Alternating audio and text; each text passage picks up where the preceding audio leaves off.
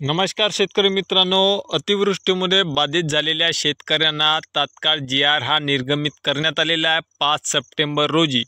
4 सप्टेंबरला बैठक झाली। बैठक झाल्यानंतरच तात्काळ त्या बैठकी दरम्यानमध्ये ज्या शेतकऱ्यांचं अतिवृष्टीमुळे नुकसान झालं, ज्या शेतकऱ्यांचं पाऊस वेळी अवेळी पडल्यामुळे नुकसान झालं, अशा शेतकऱ्यांना तात्काळ हा जी.आर. हा निर्गमित करण्यात आला। तर शेतकरी मित्रांनो, हा जी.आर. नेमका कधीच्या शेतकऱ्यांना मिळणार आहे त्यासंबंधी देखील स्पष्टता आपण बघूया की हे सरकार आपल्या शेतकऱ्यांविषयी किती संवेदनशील आहे व किती तत्परतेने निर्णय घेतात। तर शेतकरी मित्रांनो, हे नुकसान भरपाई नोव्हेंबर ते 2023 नोव्हेंबरच्या काळापासून ते जुलैपर्यंत 2024 या कालावधीमध्ये झालेल्या नुकसानीचा शेतकऱ्यांना परतावा करण्यासाठी 5 सप्टेंबर रोजी जी.आर. निर्गमित करण्यात आलेला।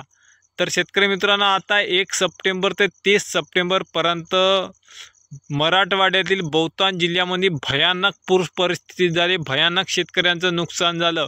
शेतकऱ्यांच्या हातात तोंडाशी आलेला घास या निसर्गाने हिरावून घेतला।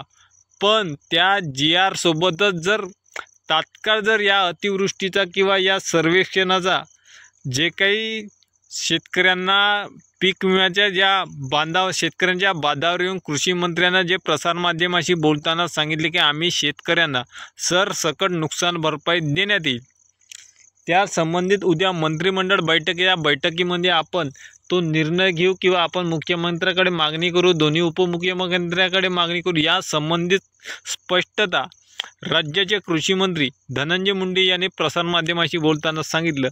पण 5 सप्टेंबर रोजीचा जो काही जी.आर. निर्गमित करण्यात आला तो 2023 नोव्हेंबर या महिन्यापासून ते 2024 जुलैपर्यंत ज्या शेतकऱ्यांचं राज्यामध्ये अतिवृष्टी असो, वेळी अवेळी पाऊस असो, पावसाचा खंड असो किंवा अतिपाऊस असो, यामुळे झालेल्या नुकसानीचा जी.आर. हा निर्गमित करण्यात आला व 300च्या वर्त कोटी रुपयाचा निधीला मंजुरी देण्यात आली।